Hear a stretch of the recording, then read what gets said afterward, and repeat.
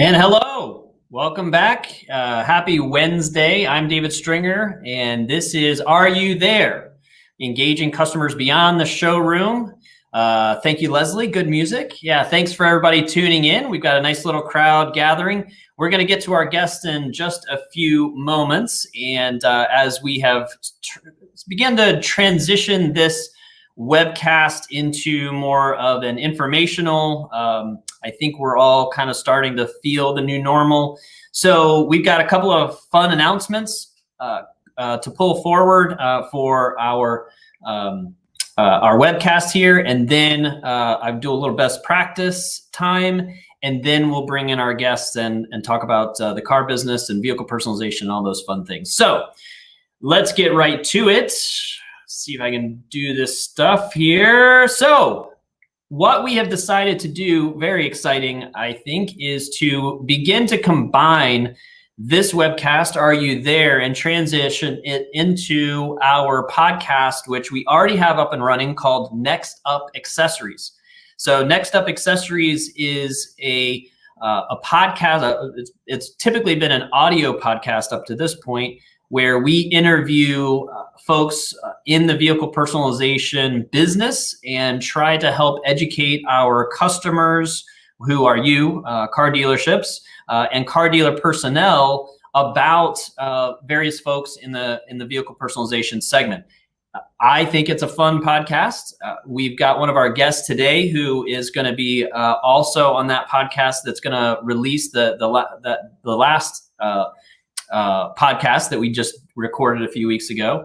And so catch up on that podcast, because now what we're going to do is, starting in our next session, June 24th, we're going to have some guests on again, and we're really going to rebrand this whole show to the Next Up Accessory Show. So hello, Chris. Welcome. Thanks for joining in. So that's a big announcement. We're excited about that. I think that's really going to help us continue to build that audience for Next Up Accessories, as well as continue to do what we're doing here, which is a combination of best practices and interviews and all that kind of good stuff. So next, I want to give a shout out to one of our folks on our team, a gentleman named Jason Ludwig. He is one of our VPEs. And he came up with a really great content that we shared on social media not too long ago.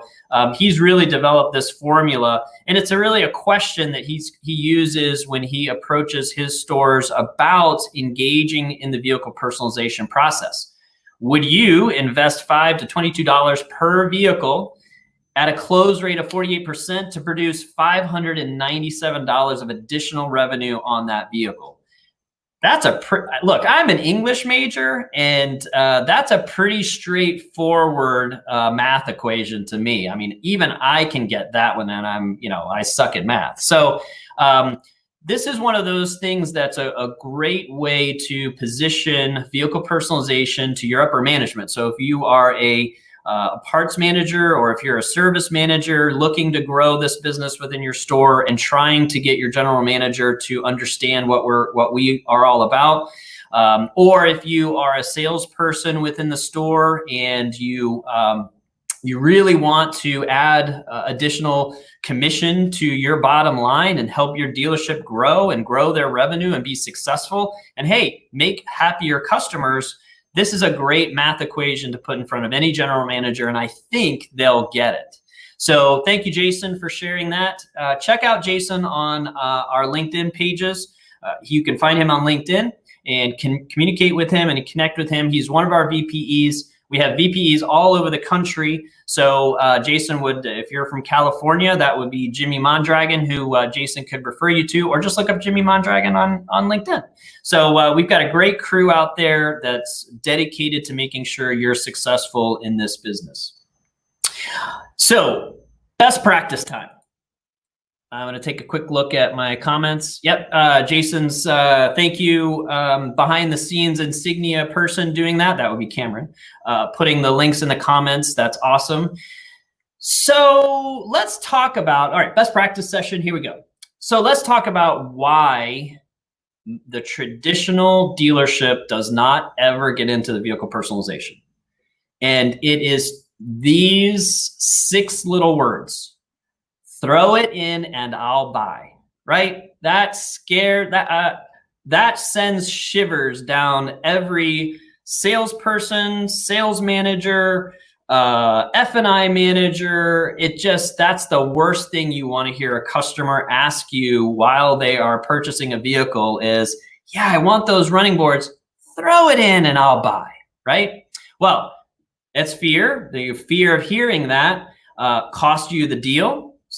You know, traditionally we hear that, oh, I don't want to get in vehicle personalization. Back, you know, when we tried this before, I lost a car deal. So how many cars have you sold, you know, over the lifespan of being a car salesman? Oh, hundreds, thousands of cars. And you lost 1 car deal, and that's why you don't want to get in the vehicle personalization business?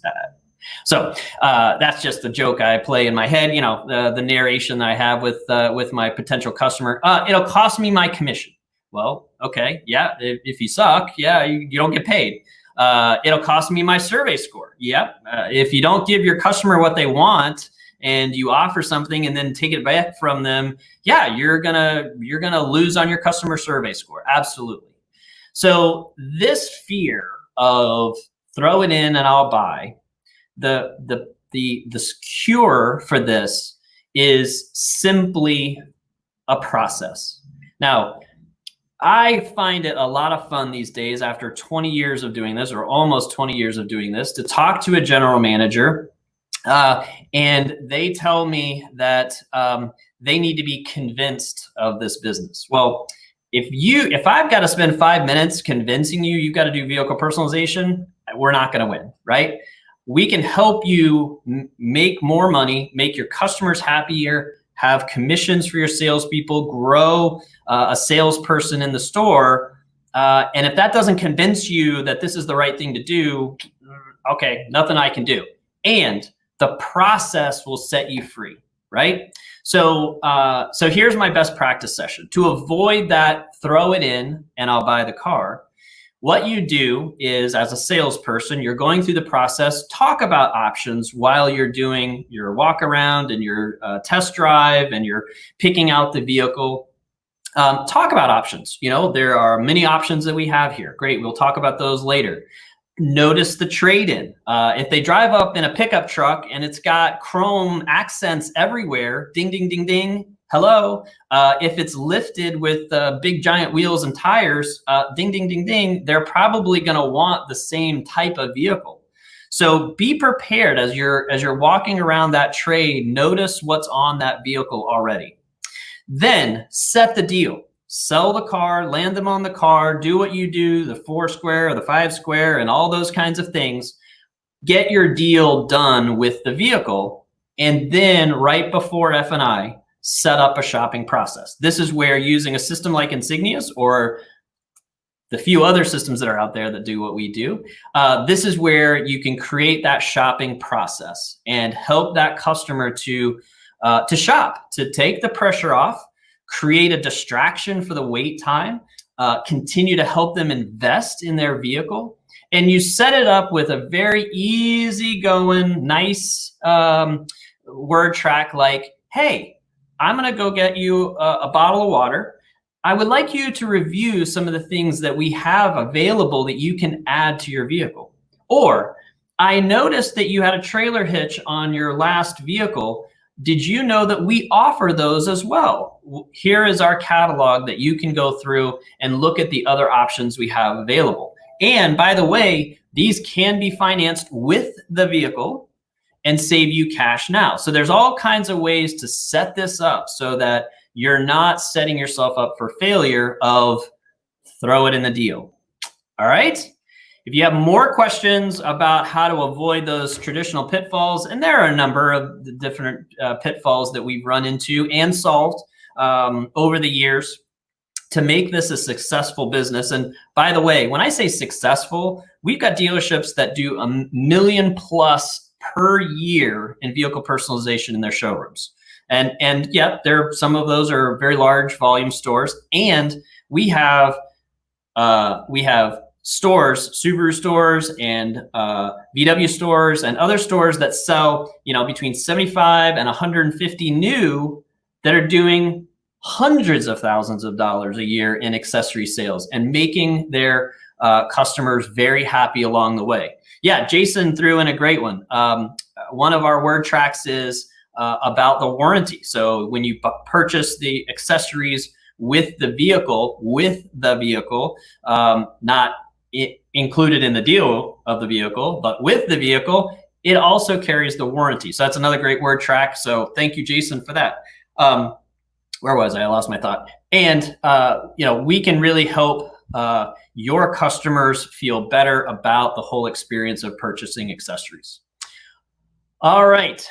I think I'm right on time. So we are really loving the feedback that we're getting from our customer audience. Thank you so much for sending us requests. Again, a lot of these best practices are being brought up because we have those requests from folks out there, just like you, trying to figure this business out, and we can help, and we want to help you as well. So let's get into it. Do this here, and then that guy is Eric, and that guy is Jeff. Wapa! Welcome to the broadcast, guys. Oh, wait, I have to unmute them. There we go. There we go. Hey, welcome to the broadcast, guys. Thank you. Thank you.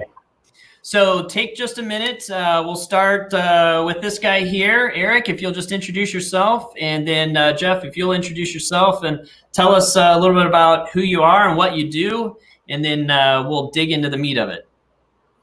My name is Eric Gonzalez. I've been in the auto industry for about 7 years now. I work for the LaFontaine Auto Group, specifically LaFontaine Subaru. I am a sales outfitter there. That's our talk for salesperson. And I've been with those guys for almost a year now. And we are in the metropolitan Detroit, Michigan area. We got just a little bit over 20 dealerships within our region. Nice, nice. And I am Jeff Mann. I'm a regional development manager for F&I Direct. I live in Windham, New Hampshire. I've been in the auto business for 11 years, and I train F&I managers and F&I processes, as well as work with dealers to get them with the best F&I providers for their needs. So we asked Jeff to come on the show today because he's going to help us dispel another one of those truisms that aren't true in the car business, where F&I managers hate accessories, right? So we're going to really dig into it with him because he has an extensive background as an F&I manager himself, and now he goes around and trains F&I managers around his area. And so we're going to really dig into that. I really appreciate you being here. Eric, I want to start with you, and let me check in with both of you. So first off, here in the Carolinas, we have people wearing masks occasionally, and it's almost like back to normal. I was absolutely flying 1,000 miles an hour right before this our session here because there's so much going on, and all of a sudden it's like the last 12 weeks didn't happen. So that's kind of where we are right now. The office isn't totally open yet. We're kind of gently bringing people back.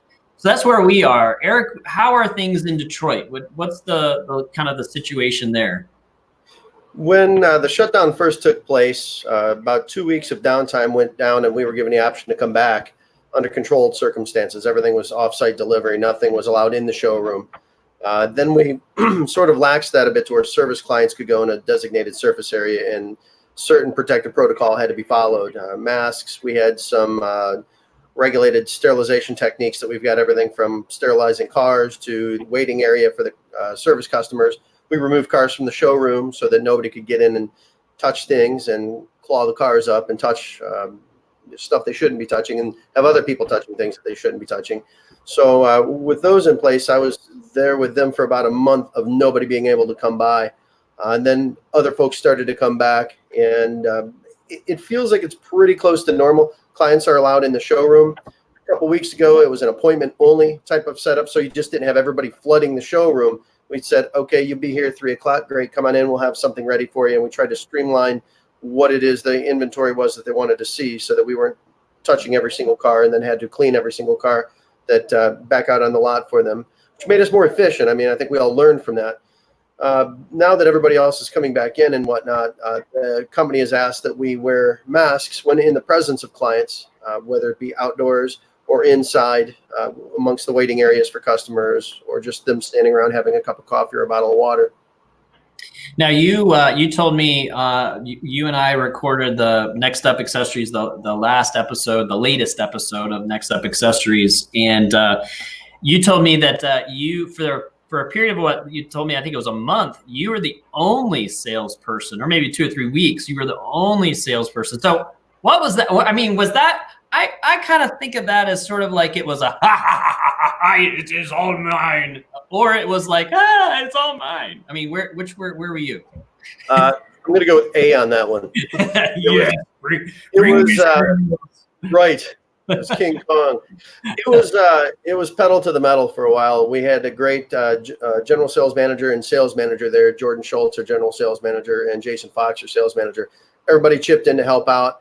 Our general manager oversees a few dealerships, so he was around helping out as well too, and got to know all of them a great deal better, as well as they got to know me as well too, and what it is that we could do under pressure. You find out a lot about your people when the pressure's put on, and we handled it really quite well. We were busy. We delivered more vehicles than I thought we were going to deliver with really no staff. We reacquainted ourselves with the detail bay. We had limited time to install things like accessories and whatnot, because we only had a couple of techs that were there. We had a shop foreman, and then we had a Subaru certified technician on board as well too. Adam Nosenchuk was there doing what it is he could do for clients that had appointments for oil changes and whatnot, and heavy service that was required for transportation needs. But it was pretty good for a while for myself, and learning with the others that I had there and what we can do with hardly anybody in the showroom.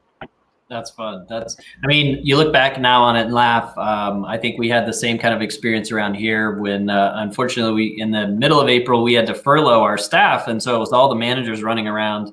And I've said before, I was doing stuff like making web pages and, creating, email blasts. And I hadn't done that in years. I'm like, how do I do this again? So, all right, Jeff, tell us about where you're at and kind of what the situation there is, and sort of how you're starting to work back to a normal schedule. Sure. So we just started going back out, on a brief furlough. Now we're just starting to do store visits. We've been working from home mostly. Where I'm kind of on the border of Massachusetts and New Hampshire, and there's a pretty decent dichotomy of how the states are handling it.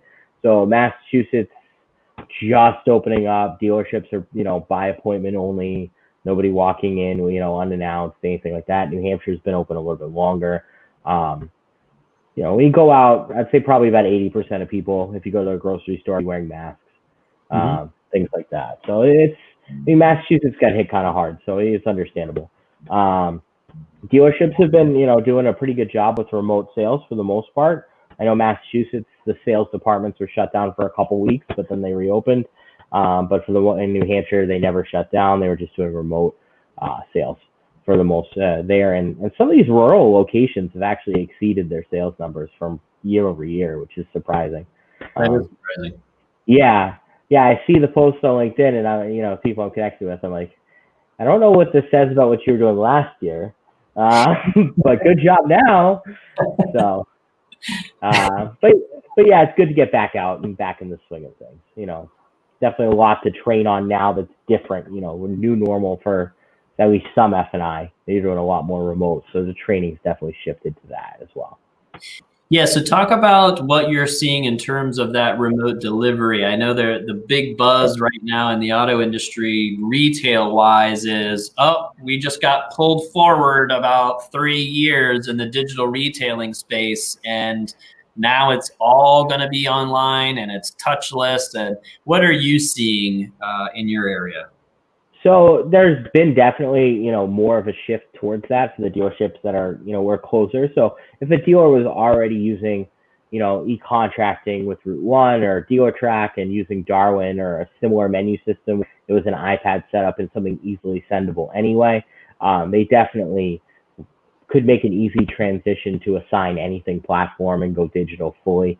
Some stores are not doing it that way. They're just, they're doing everything remote, billing the deal out, the paper portion of the deal out and sending it out with the car to get signed, in that part of the process there. So it's kind of a balance between the two things, depending on where the dealerships were before the shutdown, and before everything hit, their level of preparedness to go fully digital is definitely, you have to work with. And you work with either way, there's around either option. If you're not fully digital, you can definitely work around it and make it work for you.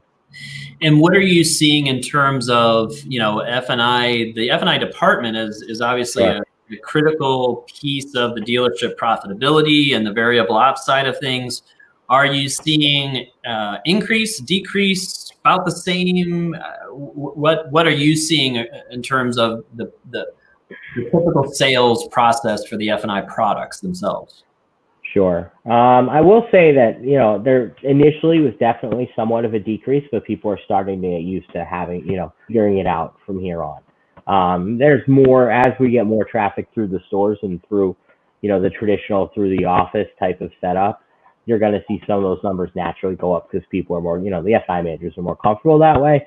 Additionally, where we've been able to implement it and work with it is the tools at our disposal. You can implement a pretty close to office experience with F&I, with Zoom or anything like that. FaceTime, if you do a good job with it, you kind of start your call. If you have Darwin as a menu system, you get it ready to go. You can send a customer an email, with all how you have all their information listed and go through it with them, go through, what we call a yes ladder. Say yes, this is your address, this is how you spell your name, whatever else there, and transition to doing a menu, virtually.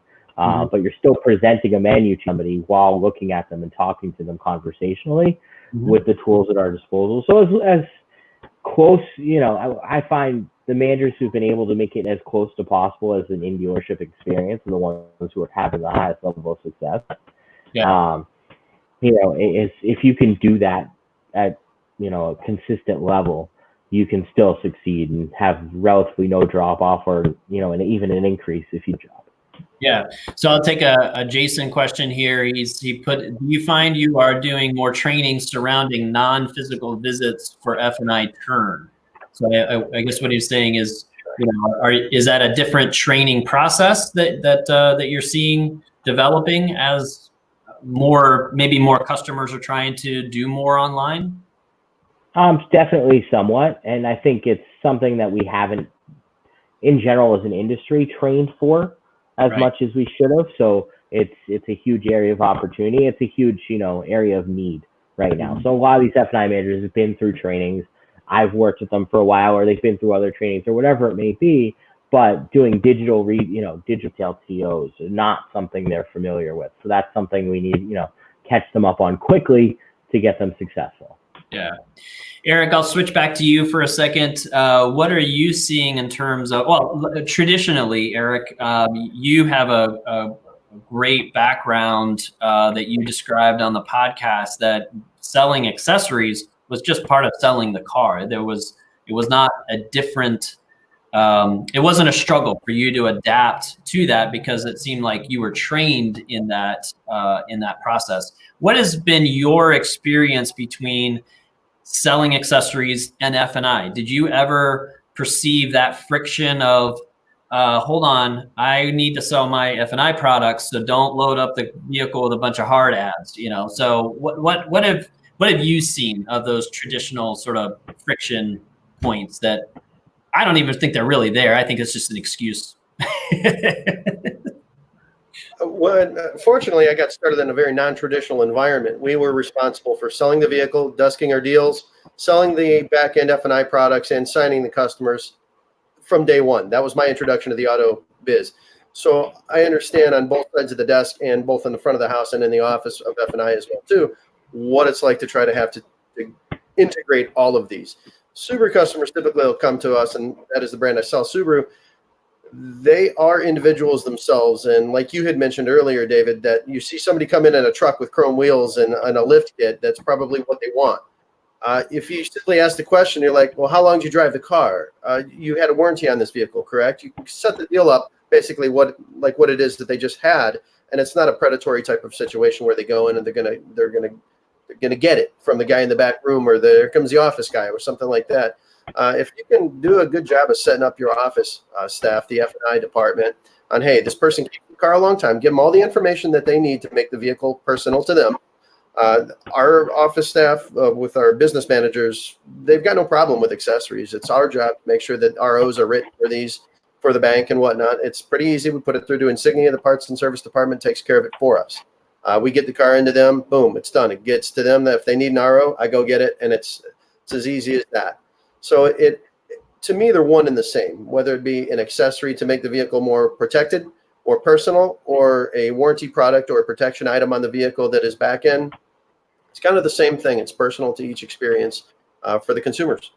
Yeah, and your sales title is fun. You call yourself an outfitter, you know, Yes. a Subaru outfitter, and so that lends itself to that expectation, especially in your brand. I mean, we have found over the years that Subaru customers are very, very conditioned, if you will, or just acceptable of, look, yeah, of course I'm going to go bike rack.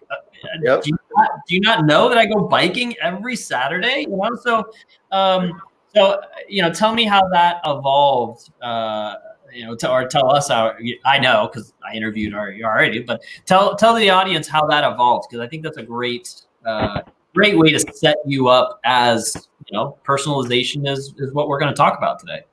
Yeah, it really is part of the whole purchase of the vehicle. Why are they buying the car? Well, you've already found out that they're hauling 2 giant dogs, or they like to go camping, and 2 people go camping and they haul 4 tents, 15 coolers and everything.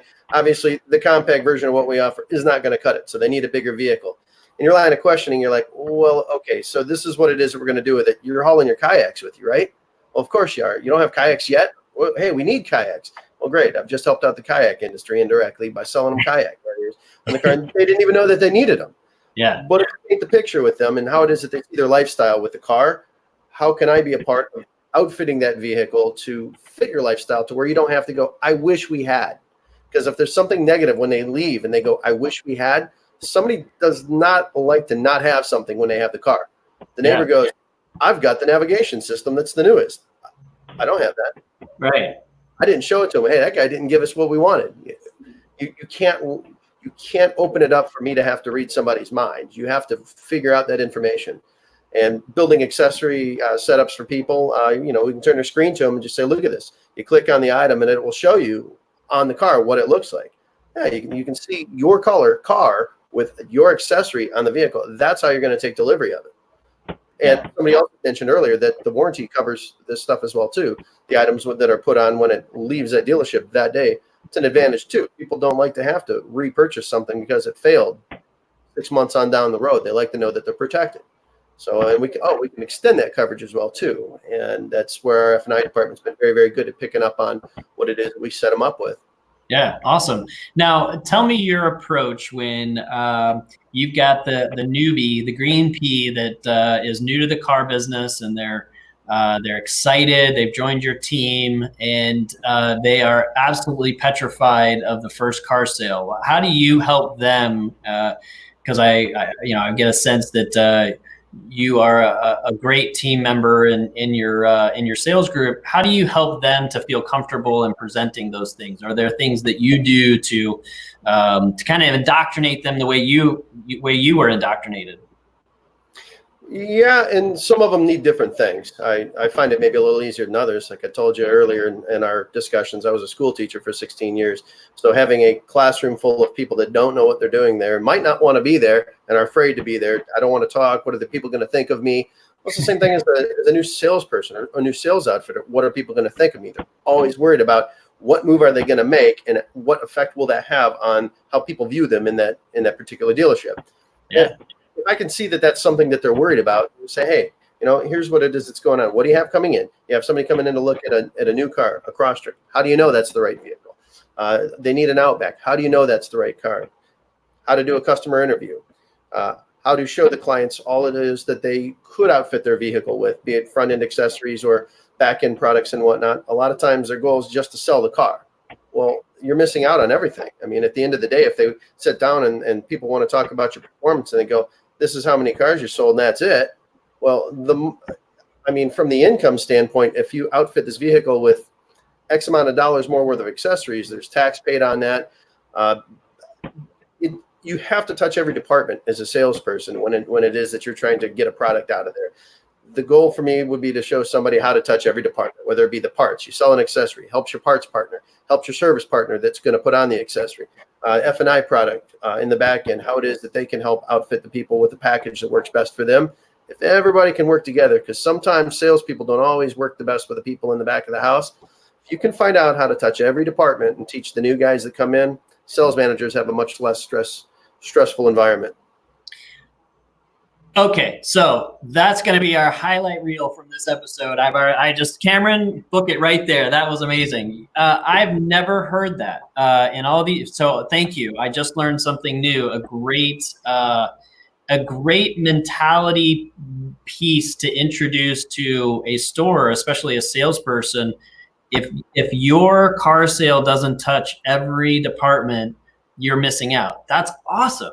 Oh my gosh, I'm going to use that. I have a general manager that I've got to work with. I'm choosing my words carefully.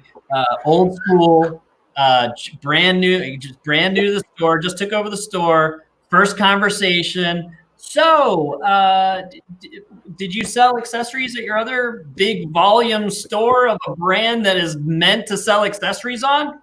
Nah, we never did that. Nah. I was like, oh boy. No.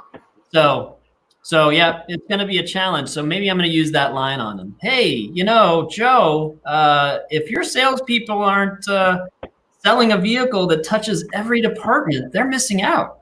Ooh, man, good stuff. The whole dealership. The whole dealership. You're right. Jeff, you have been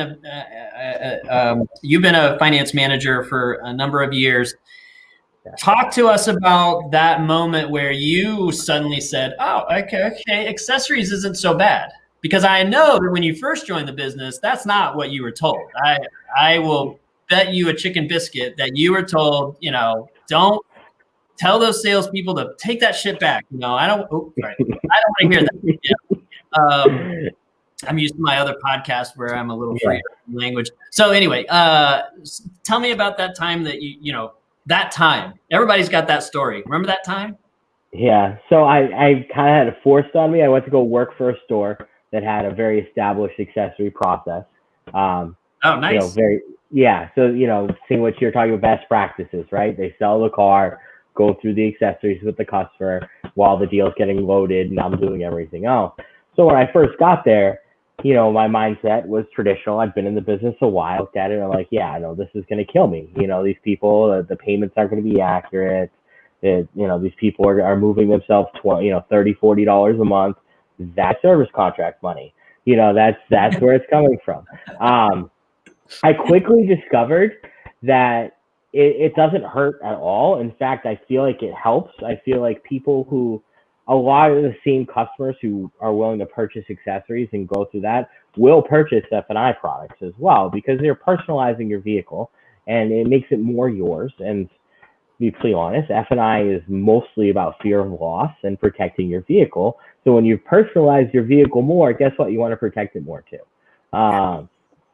Yes. So that it definitely helps. And, you know, I feel like the accessory sales process is a good place to even introduce some F&I products, especially when it comes to like interior exterior protection. I've seen a lot of dealers do a really good job with that as well. So it can go hand in hand. It doesn't hurt one another at all. If anything, you can feed off of it and say, okay, you know, you did this, or you added all these accessories. I know you were looking at this payment before. You can move terms. You can work flexibility with the customer. It gives you the option to sit with the customer, go through everything they added, you know, try and help them out to make it maybe a little bit more affordable with the accessories they wanted, and then present, you know, all the things that can help protect them and their investment. Mm-hmm. Yep. Perfect. Highlight reel number 2. Man, we're on a roll, gentlemen. We're killing it. Comment from the audience from our good friend Kevin at I think it's Bomarito up in I'm losing my mind here real quick, but it's a VW store. I think it's St. Louis, Bomarito, St. Louis. Kevin said, I found one of the things I found in domestic is to build a display vehicle by making each corner different, showing 4 different ways that you could build a vehicle, like an F-150. That's a great example. Showroom displays and showroom outfitting vehicles. Eric, do you commonly do that in your store? I know that Subaru has a threshold of accessories that come from the port. So pretty much every vehicle you have has something on it. Yeah. Be nice. You can work with it. What do you typically do to showroom vehicles? Hopefully, if anything.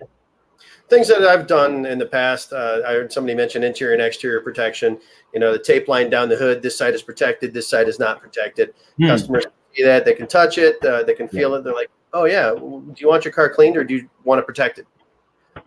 We can do that on each corner. We can do that on half of a car. I can do it on the glass with certain glass protections that you may have, whatever it is that you're using in the industry. Do you want your glass protected or do you just want it clean?